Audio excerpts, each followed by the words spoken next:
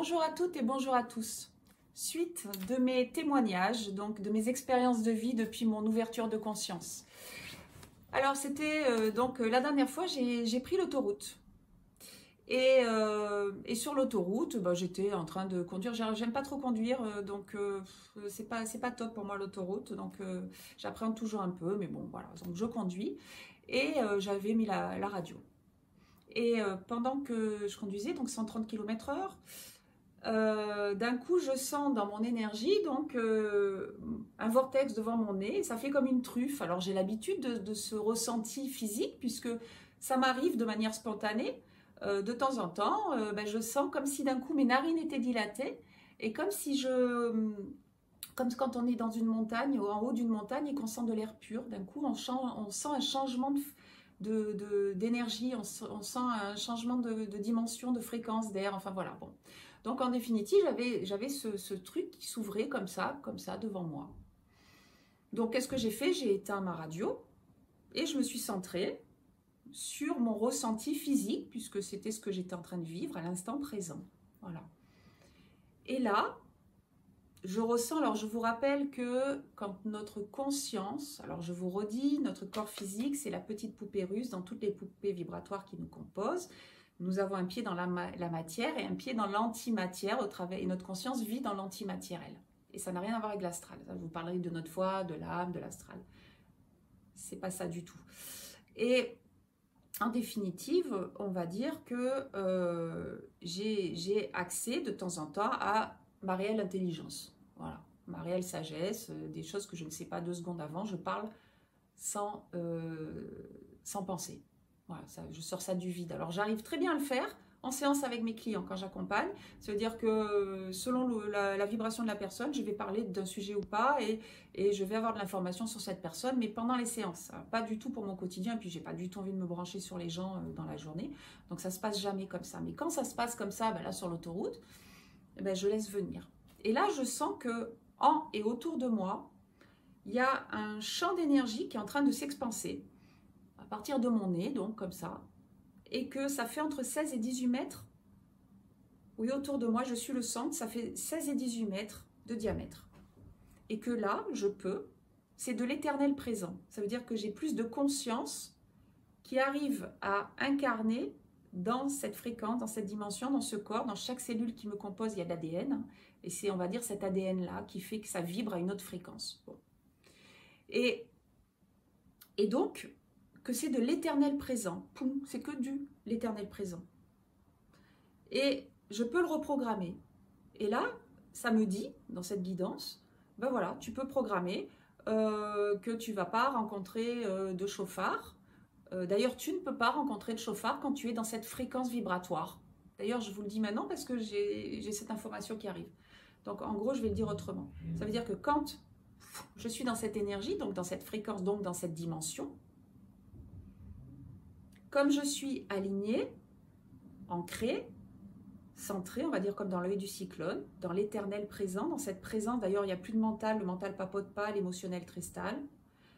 À ce moment-là, des personnes qui ne seraient pas alignées à cet instant présent, cet ancrage, ce centrage, cette paix, je ne peux pas les rencontrer dans ma réalité. Ça veut dire que ces lignes de temps tombent, elles ne se manifestent pas dans ma réalité.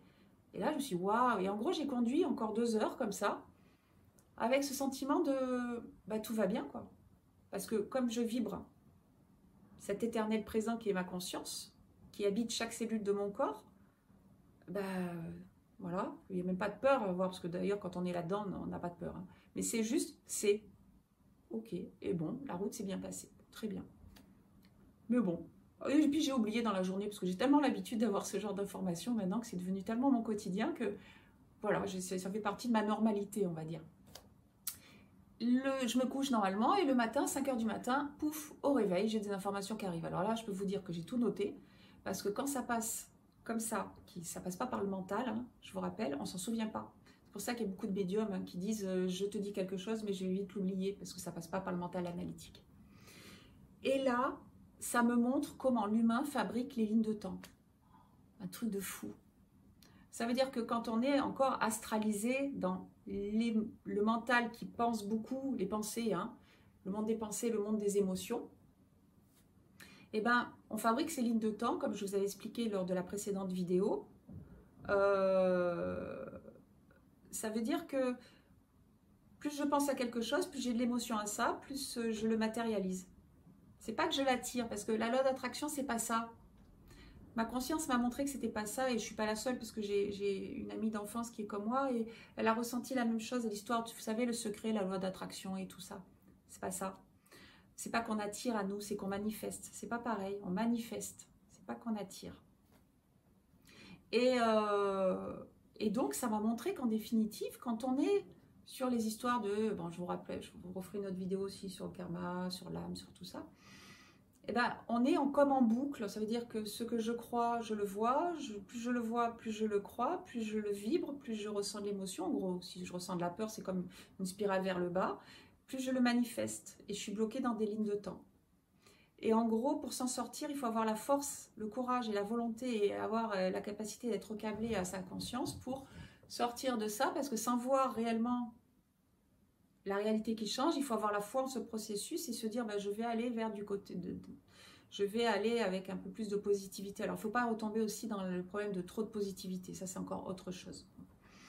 Et réellement, quand on est dans son éternel présent, donc quand on arrive à garder notre énergie, notre conscience, tout au point zéro, on va dire que d'un côté, on est comme la pile, la pile qui va vers le plus, vers le moins, vers le plus, vers le moins. Là, on est l'ampoule, on va dire.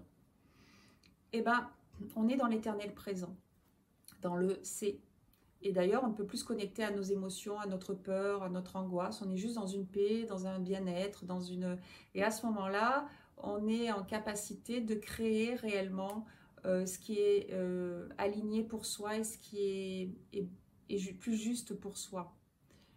Tout ça pour vous expliquer que c'est comme si nous étions tous et toutes, on va dire. Il y a deux modes de création donc, sur la Terre qui vont être possibles maintenant. Alors, on a tous été, et toute l'humanité est dans la création de la première ligne de temps, hein, les pensées, les émotions, les mémoires, on est câblé sur l'inconscient collectif, l'inconscient de l'humanité, donc sur le transgénérationnel, sur le karmique et tout ça. Et en gros, on est dans des boucles temporelles, on refait des cycles, et on le voit bien, ce sont des cycles. Hein. Après la paix et la guerre. Et on se dit ça va s'améliorer, et hop, on retombe sur les autres balanciers de Newton, et hop, on retourne dans l'ombre et la lumière, l'ombre et la... Très bien. Et puis il y a des humains qui vont avoir cette capacité de créer autre chose. Alors c'est la naissance de ces humains-là. Alors même si on est encore sur une terre, la terre restera duelle. Et ben c'est des humains qui vont avoir plus de pouvoir vibratoire et qui vont être alignés avec ce qui est plus juste pour eux, dans une nouvelle humanité plus humain pour eux, mais en... comment dire, c'est comme s'ils ne vivront plus du tout ce qui se passe sur la Terre. D'ailleurs, les personnes qui vivent déjà ça, eh ben, on ne rencontre pas la violence, on ne rencontre plus la guerre, on ne rencontre plus ça, parce que nous-mêmes, on est sur une autre fréquence, sur un autre alignement. Bon. Voilà, c'est ni bien ni mal, c'est un fait, c'est une autre façon de créer dans la matière. Voilà, donc c'était... Tout ça pour vous dire que, comme je vous expliquais, c'est comme si on était au fond de l'eau. Au fond de l'eau, au fond de la mer, on va dire que quand on a une pensée, quand on a une émotion, quand on parle, quand on fait un geste, il va y avoir un mouvement. Hein, ça veut dire une résonance. Et que si pour soi-même, on n'arrive pas à avoir de la paix, du non-stress, de la non-angoisse, de la non-peur, de la non-anxiété, eh ben, on ne pourra pas vibrer cette fréquence et on ne pourra pas la vivre. Ce n'est ni bien ni mal, c'est un fait. Et c'est pour ça que j'ai arrêté de croire que j'étais superwoman et que je pouvais sauver mes enfants, que je pouvais sauver les gens que j'aime, hein, que je pouvais sauver l'humanité. J'ai arrêté de le croire parce que je sais que vibratoirement parlant, c'est pas vrai, ça ne fonctionne pas comme ça. Ma conscience me l'a montré. On est tous comme dans des bulles et on va créer notre réalité. Et on ne peut faire que pour soi. Ce n'est ni bien ni mal, c'est... Et une fois qu'on est plus apte à se faire soi-même sa propre paix, sa propre... son calme intérieur, là, peut-être qu'on va aider les autres, je ne sais pas. Moi, là, pour l'instant, c'est un grand point d'interrogation. Je ne sais pas. Par contre, je sais que je peux le faire que pour moi. C'est pour ça que j'ai écrit ma petite BD. C'est pour ça que je fais ces vidéos. C'est pour ça que je suis en cabinet. J'apporte ma petite pierre, mais j'ai arrêté de vouloir sauver. De croire que je savais mieux que les autres, que tout ça. C'est pour ça que les gens qui sont sur ce processus hein, de dépersonnification, désidentification de l'ego, en gros, on n'est plus dans des croyances, on n'est plus dans de la rigidité mentale, on n'est plus vraiment en capacité d'utiliser le mental analytique. On l'utilise encore, parce que je vous parle, j'arrive à conduire, j'arrive à faire mes courses, à écrire, hein, tout va bien, mais il est mieux positionné. On a lâché un petit peu cet ego, moi j'étais un petit peu dans l'ego spirituel aussi, je suis plus du tout là-dedans, donc voilà, je vous fais une proposition, je vous fais un témoignage. Après, chacun voit midi à sa porte, hein, comme on dit. Voilà. J'espère que c'était pas trop brouillon, pas trop confus, que bon, je ferai d'autres vidéos comme ça selon mon intuition. Et puis voilà, je vous souhaite le meilleur. Au revoir.